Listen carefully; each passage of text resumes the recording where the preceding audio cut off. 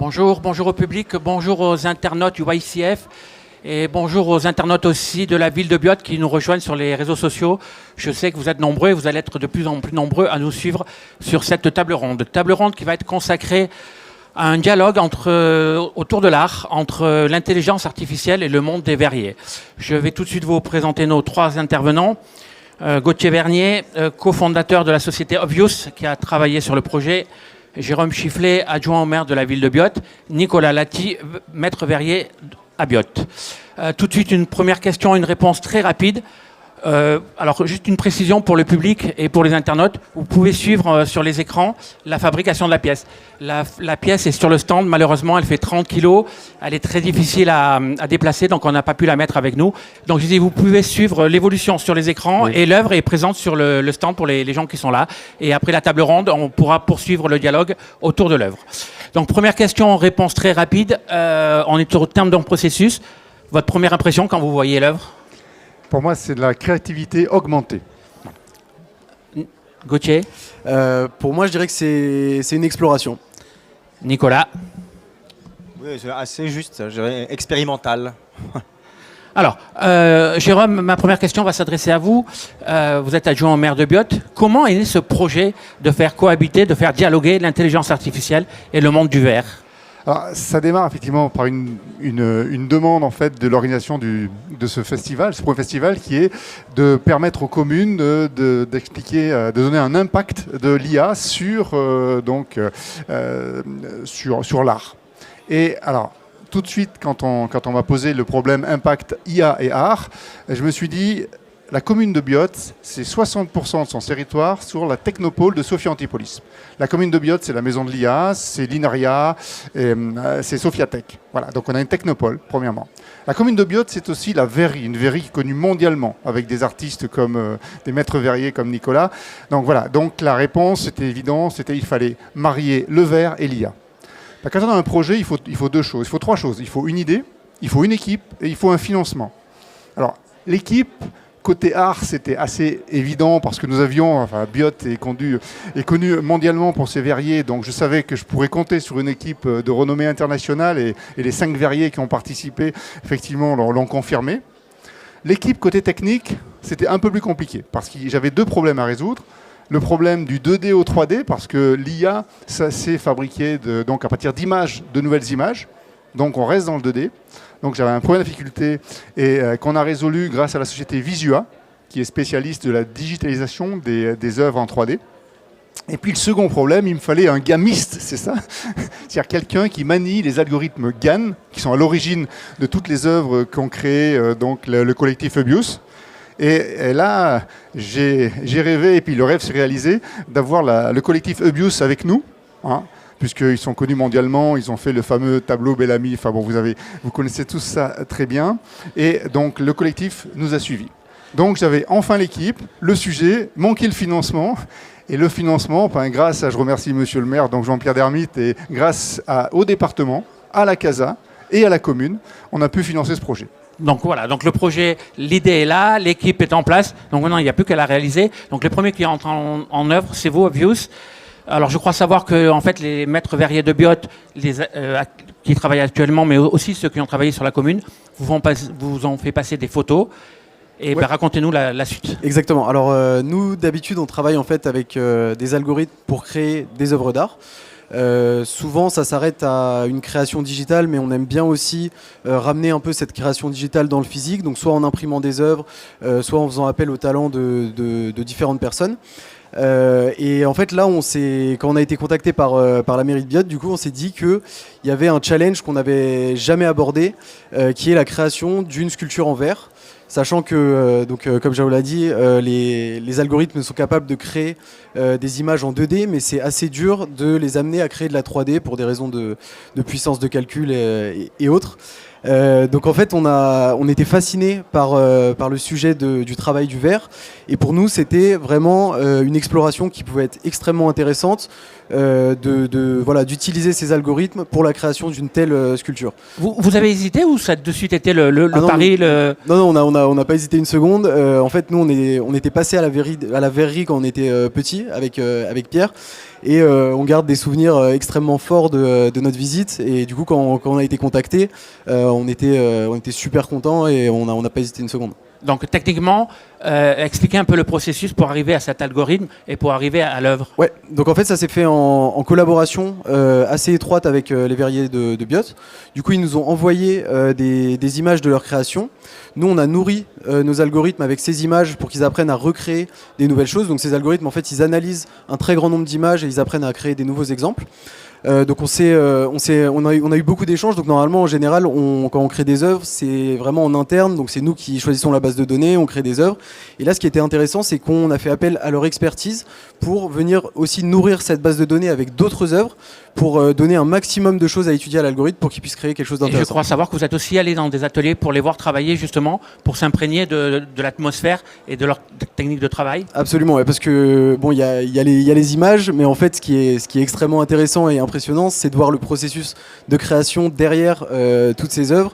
C'est le travail du verre, c'est fascinant. Donc, ouais, on est allé voir. On va revenir sur la technique, Nicolas. Juste quand on vous a informé qu'il y avait ce projet, que la ville avait ce projet de créer une œuvre en verre à partir d'images, à créer un algorithme. Ça a été quoi votre première réaction? Alors, moi, j'étais partant à fond, en fait. Je trouve que ce qui est intéressant quand on est artiste, comme le collectif Obius, c'est justement les collaborations, c'est de s'ouvrir aux autres disciplines. Et là, encore plus avec l'IA qui va rentrer dans nos vies de plus en plus.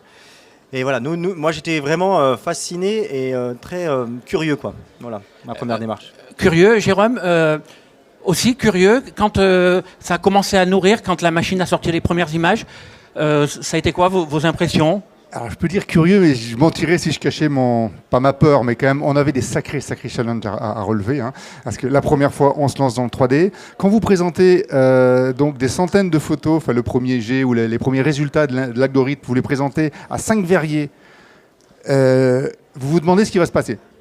Et chose extraordinaire, ils ont convergé sur une image. 2 images, pour être extrêmement précis, 2 images. Et à partir de là, tout était possible. Donc voilà. Pardon, je vous interromps. Juste pour le public, on est en train de voir l'œuvre finale. Vous voyez le travail après. Nicolas, le film va repasser en boucle, donc Nicolas interviendra pour détailler un peu les opérations. Mais voilà, vous voyez, venez de voir l'œuvre finie. Pardon. Oui, non, mais tout à fait. Et puis deuxième chose, vous m'avez demandé un mot tout à l'heure. J'ai dit créativité augmentée. Bon, c'est la réponse technique. Mais en fait, il y a un mot que j'aurais pu citer, c'est collectivité. Parce qu'on a à la fois un collectif, donc du côté de l'IA, et un collectif merveilleux quoi, du côté des souffleurs de verre. Des souffleurs, c'est des artistes, c'est des individualités. Pardon. Et là, ils ont accepté le challenge. Ils ont travaillé ensemble. On a 5 verriers parmi les plus connus qui travaillent avec une autre collectivité. Et là, c'est vraiment une œuvre collective. Et ça, c'est voilà, le challenge est relevé. Et là, on est en train de voir, le public est en train de voir toutes les œuvres qui ont servi, toutes les images des œuvres qui ont servi à créer la pièce finale. Donc Gauthier, vous recevez ces photos, expliquez votre travail à partir de ça. Absolument, donc nous on reçoit ces photos, on entraîne des algorithmes pour qu'ils apprennent sur les traits communs de ces photos à créer des nouveaux exemples. Donc au début ça marche pas parce que toutes les photos sont extrêmement différentes les unes des autres. Voilà, et là ça c'est votre travail à vous. Exactement, voilà. Ensuite on va écrémer, on va venir nourrir la base de données pour arriver à quelque chose de plus cohérent. Et ensuite quand on entraîne les algorithmes, on obtient ce genre de résultats. Donc c'est une infinité de résultats qu'on peut observer en se baladant dans un espace. Et à partir de ça, on propose une sélection aux verriers et du coup on utilise leur expertise pour sélectionner le visuel final qui servira d'inspiration pour l'œuvre. Voilà, Nicolas, on va voir le résultat final qui va arriver. Donc là, l'œuvre est encore en train d'évoluer. Hein. Ça, c'est l'IA qui travaille encore. Et on va arriver à l'œuvre. Voilà, c'est à peu près cette œuvre-là. Pourquoi vous vous êtes arrêté sur cette œuvre-là? Non, mais ce qui est très, très curieux et assez fascinant, c'est que finalement, on s'est pas réunis. Bon, vous savez pourquoi? On travaille beaucoup en visio dernièrement. Je ne vais pas vous dire pourquoi. Et c'était assez étonnant que chacun est venu. On a dit bon, vous avez regardé. Il y avait 400 visuels sur la dernière sélection. Et rapidement, on s'est dit bon alors tu as choisi quoi? Et on a tapé tous dans le même visuel. Comme quoi, on est nous aussi, on apprend. On est comme le logarithme. On a une histoire du verre et je pense surtout parce que, sûrement je pense parce que c'est celle qui à la fois nous parlait au niveau de la transparence du verre, parce que c'est ce qu'on discutait avec Gauthier, c'est ce qu'on discutait avec Pierre quand il est venu aussi à l'atelier. On est en train de votre rencontre à l'écran. Là, voilà, on est avec Pierre. J'ai en train d'expliquer comment fonctionne Pierre Fautrel, qui est un des cofondateurs aussi du collectif. Et en fait, voilà, c'est la transparence du verre que nous, on recherchait. On espérait que le logarithme arrive à comprendre ça. Parce que le logarithme, il travaille, comme tu dis, à partir d'images pour créer une image. Et le verre, c'est plus que ça. Enfin, le verre, c'est la 3D. Mais ça, il y a pas mal de choses qui peuvent exister en 3D. Mais c'est la transparence. La transparence et le décor intercalaire, comme ça. C'est-à-dire qu'on peut se perdre dans une pièce qui est transparente. Et on peut voir plein de niveaux aux yeux. C'est comme la profondeur de champ, si vous voulez, d'un photographe. Et donc ça, je pense que c'est celle qui a parlé au verrier le plus. Voilà. Alors, juste si vous pouvez détailler quelques images qu'on est en train de voir. Soufflé, enfin, pour les gens qui connaissent le verre, la technique du verre à la canne, parce que le verre c'est vaste. Donc on part à partir d'une canne d'1,20 m réfractaire et on va chercher du verre en fusion qui se trouve à 1185 degrés dans un bassin de verre transparent. Voilà, là on va chercher le verre. Et pendant tout le long du processus, en fait, c'est ce que je disais, on va donc faire des décors intercalaires. C'est-à-dire que le verre, c'est que vous fassiez un petit objet comme ça ou un énorme objet comme ça, et ben vous allez prendre des couches et une couche par-dessus, etc. C'est du multicouche. Et donc le décor, il se met entre les deux. Donc ce qu'on a vu, quand vous avez vu cette espèce de cordon là qu'on mettait sur cette boule, c'est le fameux liseré, le maillage bleu qu'avec le logarithme a créé. Là, c'est la pièce centrale. Voilà. C'est la pièce transparente. La pièce blanche. centrale, bullée. Voilà. Donc le Biot a démarré sa verrerie en 1956, autour de la création du verre bullé. Donc on est connu pour ça. Et il était important de mettre cette pièce centrale au milieu de la pièce comme un clin d'œil au départ du mouvement verrier biotois. Juste une anecdote, le verre bullé, c'est un défaut du verre, on est d'accord? Et oui, c'était un défaut du verre. En fait, c'est un défaut d'affinage du verre quand on le fond. Et bon, finalement, de ce défaut, ça a fait l'emblème de c'est sympa. Donc, il a fallu après le maîtriser, quoi. Donc voilà, là, par exemple, on est en train de travailler sur la partie basse. Bon, cette pièce, il faut savoir qu'elle pèse à peu près 16 kilos là. Et quand vous l'avez au bout de la canne, à 1,20 m, vous avez l'impression d'avoir 60 kilos au bout des bras. On le voit bien là. Ouais, c'est énorme. Hein. Donc là, on est en train de faire le bas de la pièce. Voilà. Gauthier, pendant le travail, vous l'avez suivi, ce travail justement des verriers. Vous étiez encore en discussion avec eux pour savoir comment quelque part votre bébé, il évoluait aussi. Alors ouais, Pierre a été en discussion pendant tout le process, justement pour regarder, donc notamment avec des visites, en discussion aussi par visio parce que nous on est basé à Paris, donc c'était plus simple. Et en gros, ce qui a été super intéressant pour nous, c'est de voir à quel point en fait les algorithmes pouvaient servir. Ça c'est la formule. Hein. Ouais, ça c'est la formule qui est à la base des algorithmes du coup pour créer. Et ce qui était fou, c'était de voir à quel point ça pouvait servir de source d'inspiration et que en fait, on s'arrête pas simplement au visuel créé par l'intelligence artificielle pour le reproduire à l'exact, mais qu'il pouvait servir d'inspiration et du coup les verriers ont combiné différents visuels pour arriver à une réalisation finale qui leur est propre. Jérôme aussi, le travail, vous l'avez suivi presque en direct? Oui, tout à fait. J'ai eu la chance d'être dans plusieurs ateliers, de voir travailler les maîtres verriers. C'est fabuleux. Et parce qu'en fait, comme l'a très bien rappelé donc Gauthier, il y a deux innovations. Il y a effectivement le 3D, mais il y a aussi le fait que d'habitude, l'IA intervient sur le résultat, quelque part. Et là, une fois que les images ont été soumises, les verriers, la créativité a repris la main. Et donc, c'est la première fois qu'on a une étape supplémentaire.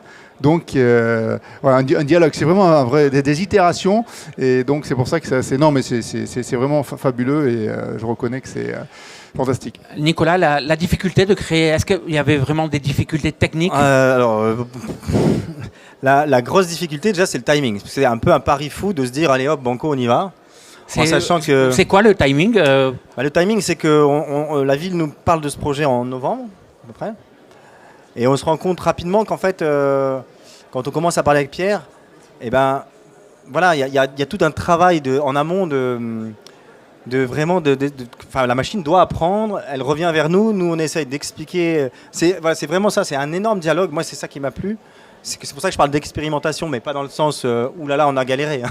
C'est expérimental parce que c'est vraiment assez innovant. Voilà. Nous, on a un métier vraiment de tradition ancré.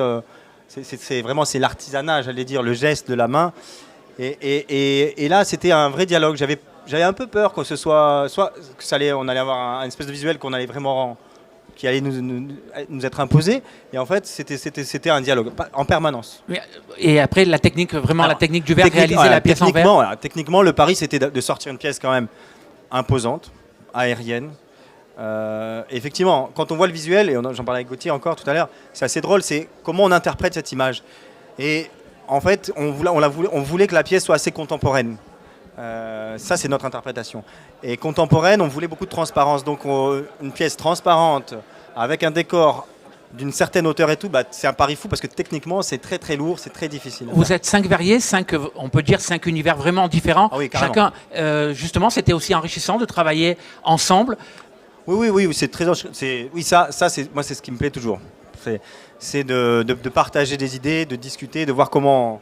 Et chacun a partagé cet enthousiasme dès le départ, ou certains ont dit moi j'hésite un peu. Mais de toute façon, comme tout nouveau projet, par exemple, on a, sans citer de nom, mais il y a des verriers qui n'ont pas. Il y a des gens qui ont eu peur, qui ont peur de l'IA, parce qu'un jour l'IA va les remplacer.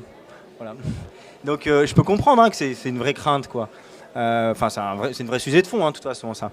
Mais pas du tout, justement. L'expérience qu'on a eue, c'est pas du tout ça. Enfin, nous. Parce que la technique nous a ramenés à devoir nous imposer, prendre des directions, faire des choix.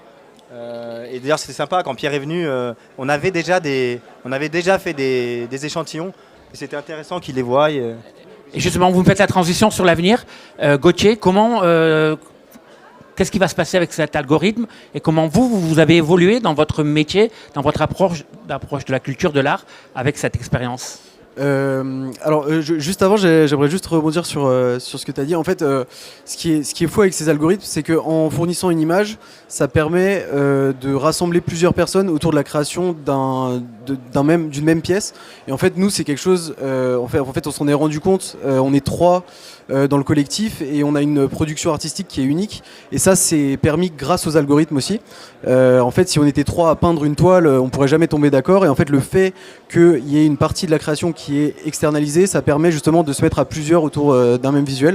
Donc je pense que ça a permis aussi de fédérer un peu les maîtres verriers autour de cette pièce. Et donc justement, qu'est-ce qui va se passer maintenant avec cette Et du coup, avec ces algorithmes, comme on peut le voir, en fait, là c'est la première fois qu'on va aussi loin dans la création d'une pièce physique avec ces algorithmes et qu'on a vraiment cette discussion qui est aussi poussée, un échange qui est aussi poussé, puisque en fait là, ça, au lieu de servir de création pure, ça a vraiment servi de source d'inspiration pour les verriers. Nous personnellement, en fait, on va pousser vers la 3D, qui est aujourd'hui pas encore possible, mais qu'on va travailler énormément. On aimerait faire des sculptures gréco-romaines, des choses comme ça avec ces algorithmes. Et en fait, ça c'est un des algorithmes qu'on utilise, mais il y a un très grand nombre d'algorithmes qui sont disponibles pour les artistes, notamment des algorithmes qui permettent de transformer du texte en image, de faire de la génération de texte, du transfert de style. Enfin, il y a toute une palette qui est en train de se former. Et nous, ce qui nous intéresse, c'est de combiner tous ces algorithmes. En fait. Et Jérôme, même question. Aujourd'hui, l'œuvre, elle est là, elle est physique. Qu'est-ce qui va devenir de cette œuvre et comment la ville va surfer, s'il y a une volonté de surfer, sur cette première mondiale ? Oui, complètement. Alors, effectivement, vous savez que Biot va mettre en place une maison du verre et donc il s'agissait... Les gens ne savent pas forcément. Bon, alors ok. Non, voilà. Sérieusement, cette expérimentation, parce que c'est le bon terme, en fait, on veut vraiment lui donner corps, lui donner vie. Et l'idée, c'est en fait de créer une plateforme de créativité augmentée, donc virtuelle, pour permettre à des verriers de différents points du monde. Bon, évidemment, Biot, par exemple, et Tacoma, avec qui nous sommes jumelés, qui a des verriers, et de permettre à des verriers aux États-Unis, près de Seattle, et à Biot, de travailler cette plateforme avec les outils donc, du collectif Abuse, et de co-créer avec un algorithme, puis ensuite de réaliser. Donc l'idée, c'est vraiment de perdurer. Alors on va discuter avec Obvious, on va discuter avec les verriers. Donc je crois que Nicolas sera à Tacoma dans quelques semaines. Voilà. Donc c'est vraiment l'idée l'idée qu'on a, c'est de faire perdurer cette plateforme. Mais juste avant, j'aimerais que Sylvain Orduro, qui est le PDG donc de Visua, donc nous rejoigne. Pourquoi ? Parce que Sylvain, c'est lui qui a fait le film. Premièrement, c'est, je vous disais, le spécialiste donc de la manipulation, donc d'abord la digitalisation des objets 3D.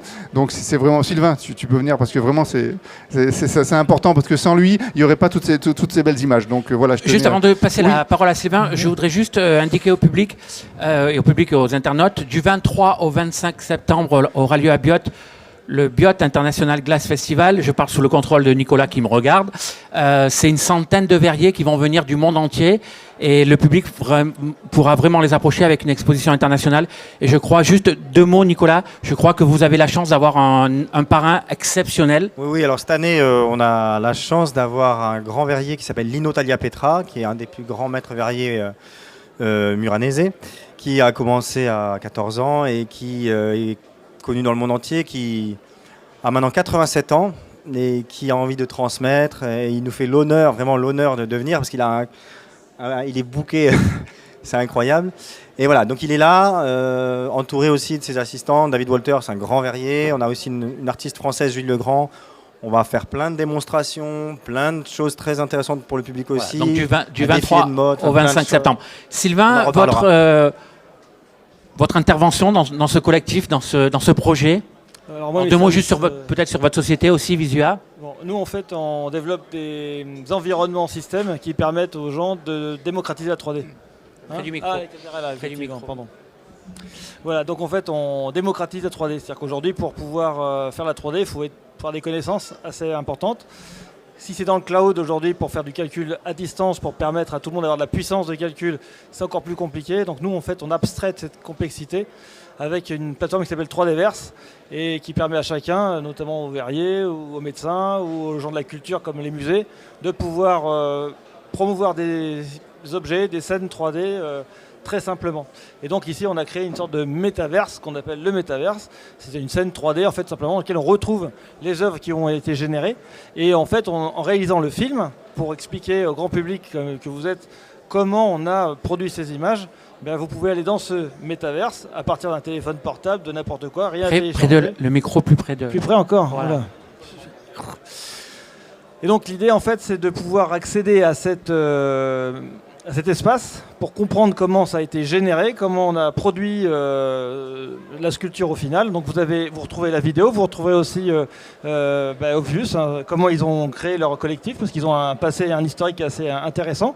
Et donc mêler à la fois de la technologie avec des artisans verriers, c'était vraiment un challenge passionnant et en très peu de temps en plus. On a fait.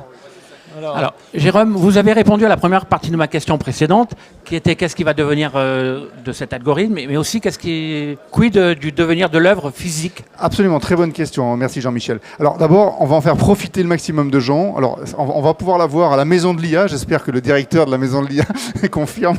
Voilà, on va pouvoir la voir à la Maison de l'IA, à l'Office du tourisme de Biot, dans d'autres lieux effectivement artistiques où il y a des voilà. Donc c'est vraiment la faire voyager et puis surtout donc essayer de faire partager cette expérimentation, cette expérience au maximum et de voir comment on fait perdurer cette approche, quoi.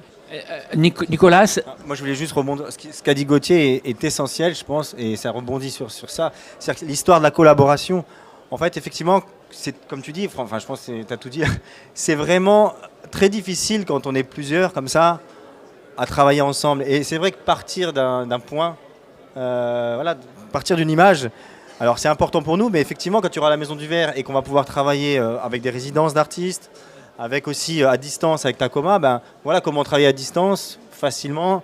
Voilà, on peut chacun se dire qu'on va faire des tests dans nos ateliers en partant d'un visuel.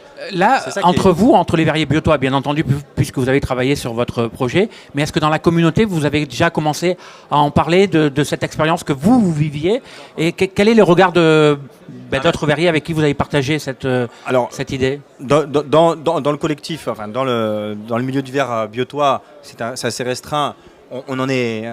Le pari était tellement fou là. On sort de la pièce, elle est là depuis quelques jours. Elle était juste avant d'arriver, on l'a frottée encore. C'était vraiment. Donc on en est là. Par contre, oui, il est prévu qu'on en parle après plus loin dans la communauté du verre. Là, pour l'instant, ça c'est pas. On vient de terminer. Jérôme, je sais que l'œuvre a beaucoup plu. Beaucoup de monde s'est arrêté devant l'œuvre. Beaucoup de décideurs. Il y a un futur pour cette œuvre. Oui, il y a un futur. D'abord, j'aimerais vraiment insister sur le caractère unique unique de cette œuvre, c'est une première à beaucoup de titres, hein, comme je l'ai expliqué. Donc effectivement, je pense c'est un symbole. Pour moi, c'est un symbole, et donc symbole du tout début donc d'une aventure. Donc voilà. Le symbole du début, ce sera le mot de la fin. Voilà. Merci à tous. Merci. Donc je vous rappelle, l'œuvre est visible ici, et rendez-vous à Biot du 23 au 25 septembre pour le Big Biot International Glass Festival. Merci à tous, merci messieurs. Merci.